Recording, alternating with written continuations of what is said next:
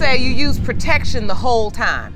Yeah. Every time? No, lying. He's lying. He's lying, Your Honor. Because it wasn't a lot of times, Your Honor. He's lying. He never used protection. Look, I may be saying these things because you getting on my last nerve. I'm angry and I'm just mad, and sometimes I don't want to be bothered with you, so I say you're not the father. Okay, wait. I know there was a strain in the relationship. I can tell that. That's why you at party. But what I'm trying to understand now is we have this paternity question. Mr. Boston says he has undeniable proof that he isn't the father of 10-month-old Tristan. Ms. Murphy, on the other hand, says that she's tired of Mr. Boston lying all the time and says the DNA test today will be proof that he is the father. So what's this undeniable evidence? And you better make it good, Mr. Boston. Your Honor, you have to have sex to make a baby. And I don't believe in, I don't remember even doing that with lies. You don't remember having sex with Miss Murphy? All of a sudden, why am I He was at finding my out house that? all the time, every day, every night, in my bed. Stop It is your assertion to this court that you've never been in a sexual relationship with Miss Murphy? I mean, I'm not denying it like that, but I'm just saying. Okay, so what are you He's saying? lying. He's lying, Your Honor. So there's the problem. The proof isn't rock solid because Mr. Boston did have intercourse with Ms. Murphy. He's just saying that he used protection. And while that's good, it isn't total evidence that he isn't the child's father. Because sometimes accidents happen and protections fail. Anyway, Mr. Boston insists that he never dated Ms. Murphy. So obviously you all were not boyfriend and girlfriend. No.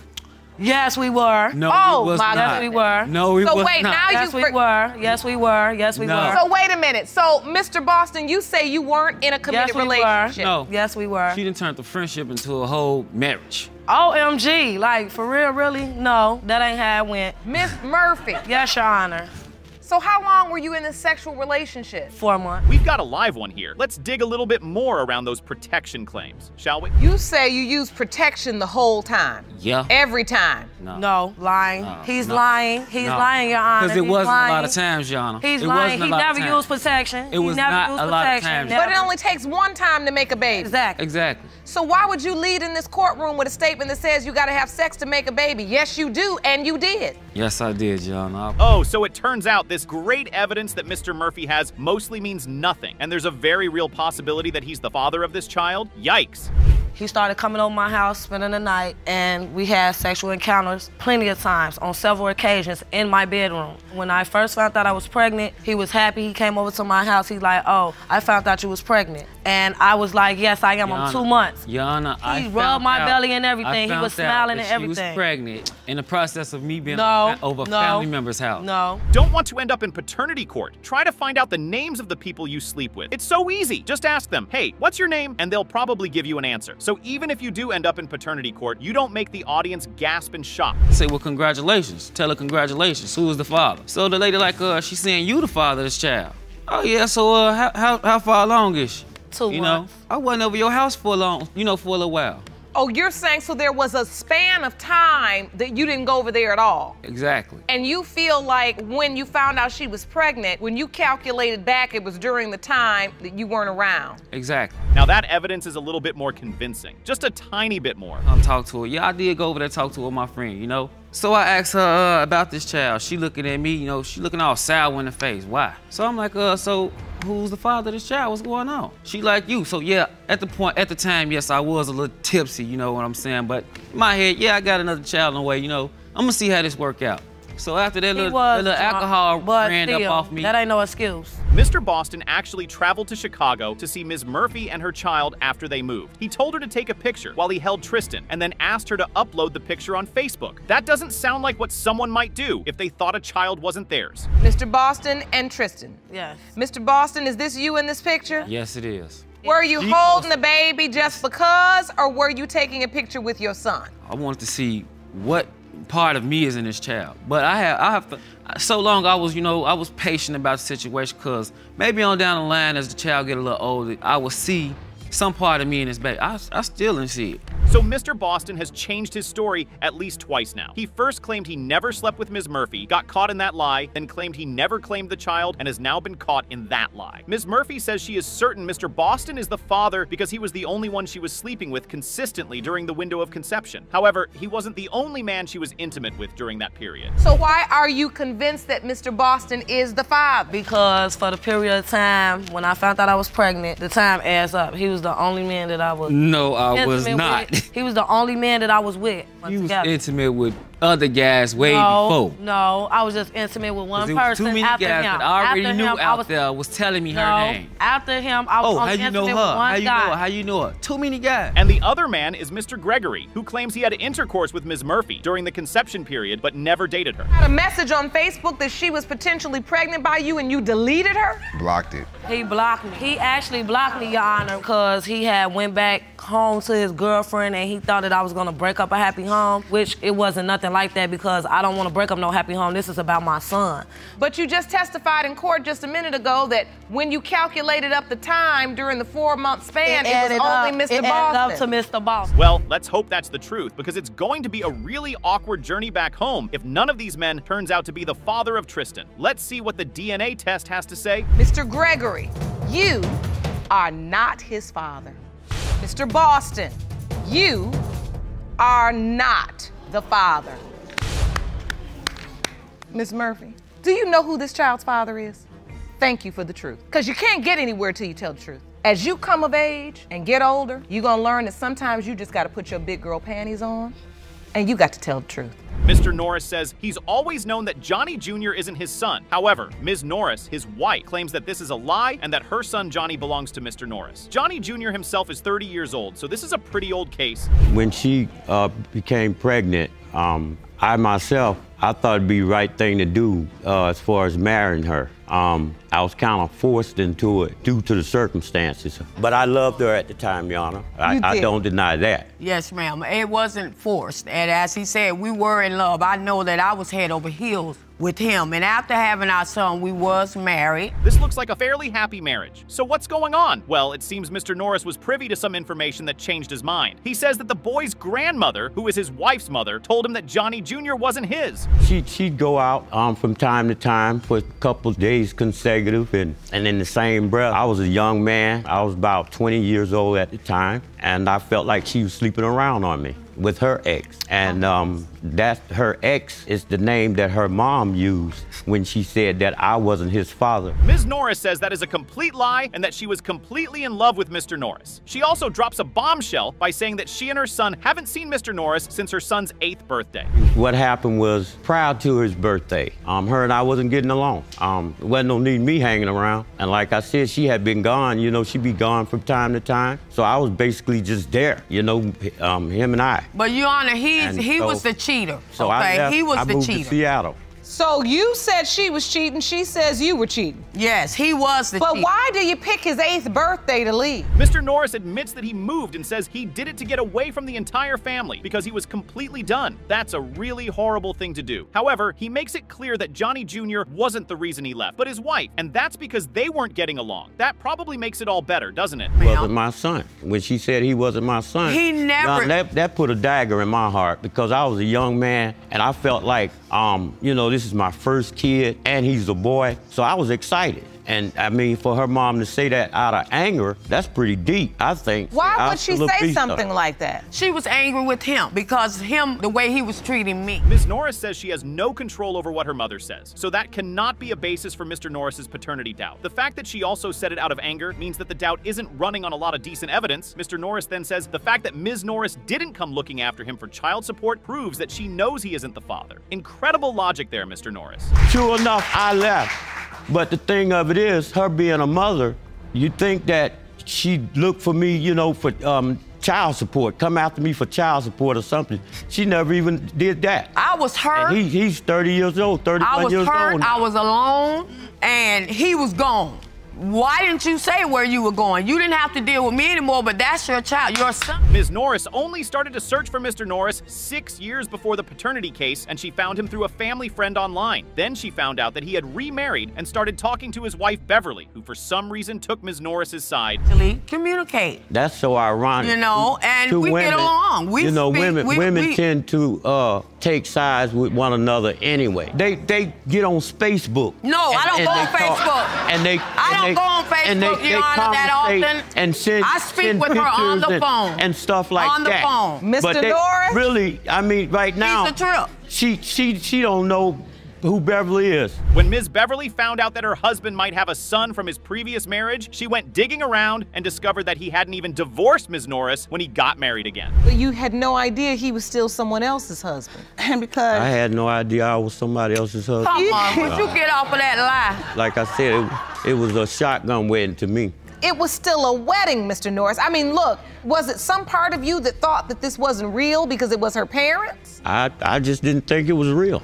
And like I said, that was my first ever getting married or even... Well, that's a lie, Mr. Norris. And the thing about paternity court is all lies eventually get revealed. Let's see what the DNA test has for us today. Mr. Norris Sr., you are not his father. I told you, Your Honor. I told you he wasn't my son, Your Honor. Well, I believed he was, and I do apologize. And I accept. Oh, my God. It seems like even though you didn't believe it, that there's pain right now for you. Well, it hurts, Your Honor, because I named him after me, Your Honor.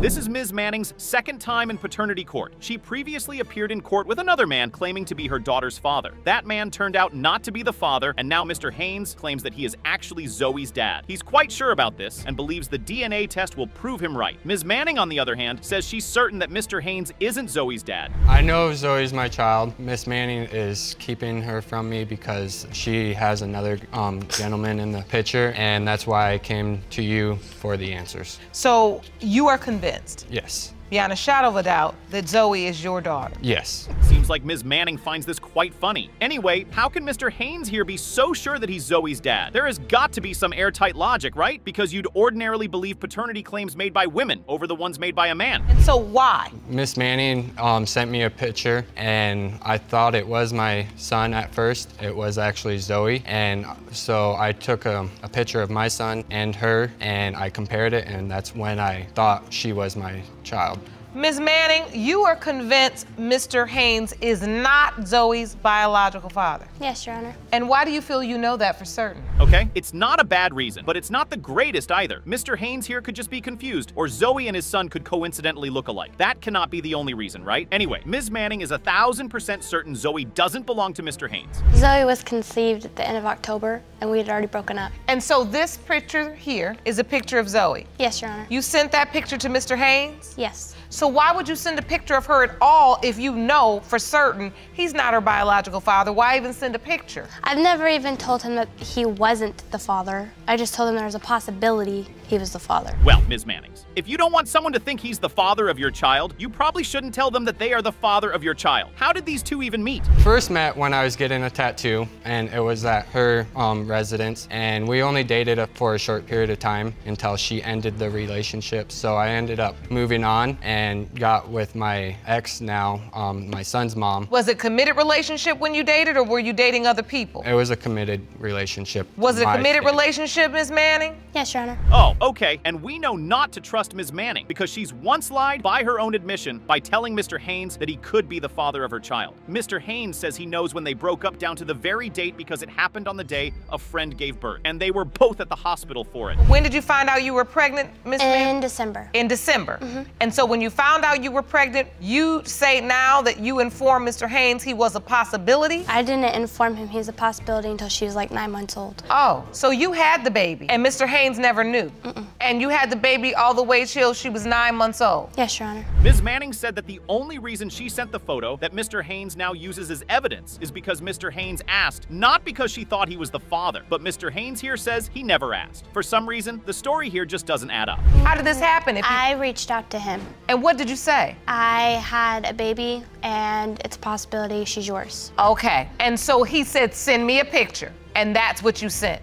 And once he acknowledged that, yes, I believe this is my daughter, what did you say? I've never told him he was the father, and I've never told him he wasn't the father. It's always been, there's a possibility. Well, that's not what Mr. Haynes thinks. Mr. Haynes says the only reason he waited for so long was because Ms. Mannings kept going back and forth telling him he's the father and that he isn't the father. He also says the fact that another man has been proven not to be the father of Zoe means there's a good chance that he's actually the father. That logic sounds good, but this is paternity court, and it doesn't always work like that. But Ms. Manning, now, you stated it was between him and another man. And you were in this courtroom courtroom before, and we tested another man, and he was not the biological father. So does that automatically mean Mr. Haynes is the biological father? No. So there's another possibility? The other possibility is on her birth certificate. Having 3 potential fathers for 1 child just sounds really unreasonable. Thankfully, Ms. Manning says there are just 3 possibilities. So if Mr. Haynes isn't the father, then the last man is. But the last time Ms. Mannings was here, she also said that there were only 2 possibilities. So who knows if she's lying now. Did you know about the 3rd possibility, Mr. Haynes? No, I did not until I found out last year when I seen on her Facebook saying that she was in this courtroom with the other guy. Well, that was the 1st. I'm talking about the 3rd is the one on her birth certificate. Yes, I knew about him once I found out that she changed her mind saying that it's him. On one side, we have Mr. Haynes, who repeatedly claims that he was told he was the father. And on the other side, we have Ms. Manning, who says she always said it was a possibility. None of them have evidence for their claims, so we just have to take them at their word. Making all this up. I've never told him he was the father if he wasn't the father. It's always been there's a possibility between you and my ex. So what happened November 2015? That's when I received the last message that I was not the father. What did she say in this message? Hey, on second thought, you're not father. Yeah, pretty much in that words. Well, that's certainly a possibility, but the question is, who's telling the truth? And why would Ms. Mannings be going back and forth on this matter? Well, Mr. Haynes' girlfriend is here to shed more light on that. Where is this proof that I have said you are and you are not father? Because I feel like if I have said that, he would have kept it and held it over my head. Actually, they've had a conversation where she said that I may have said that only because I'm angry at you. Did you ever admit to that, Miss Manning, that look, I may be saying these things because you getting on my last nerve, I'm angry, and I'm just mad, and sometimes I don't want to be bothered with you, so I say you're not the father? Well, now that Ms. Mannings has confessed that she said that, it's time to see what the DNA test has to say. Mr. Haynes, you are not the father. That's all I needed to know. Sucks that Zoe don't know her real dad. Maybe she should just get the other guy tested that's on the birth certificate. Miss Manning? Yes, Your Honor. Are you positive that the man on the birth certificate is her biological father?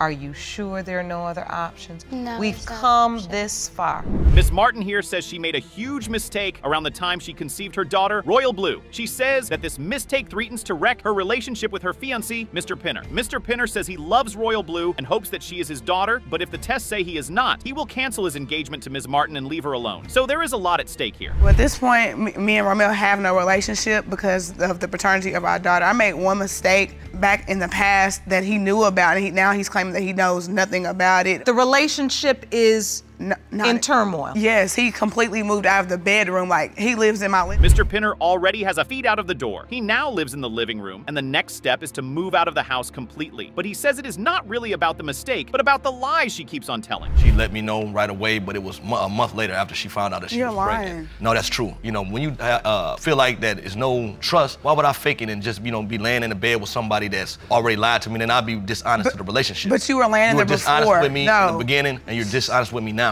The reason why I'm not sleeping in the bedroom is because I'm not sure if Royal is mine or not. We've talked about this mistake, Miss Martin, and I think we need to understand exactly what was the mistake. Well, there is a lot of talk about this mistake that Ms. Martin made, and if you have watched Paternity Court for a while, you probably already have an idea what the mistake is. At the point in time, Romeo was doing him, as we say, partying, not coming home. I completely moved to Wisconsin with him. I even said, if I come up here for you, I'm about you, we're gonna do our family thing, and when I got up there, it went totally left. He left me in the home by myself. It'd be days at a time before I even saw Romeo. Okay, fine. You don't wanna come home? You don't wanna be a part of it? I'm gonna do my own thing. And we all know what comes after that. It is the same story every time. It never changes. Judge Lauren has definitely heard this one loads of times. Started having like parties and stuff, and then at that point, Romeo's still MIA and never called, he completely moved out of our home in Wisconsin and moved in with his mom and left me there. Wait a minute, what was the mistake? That I had a party one night and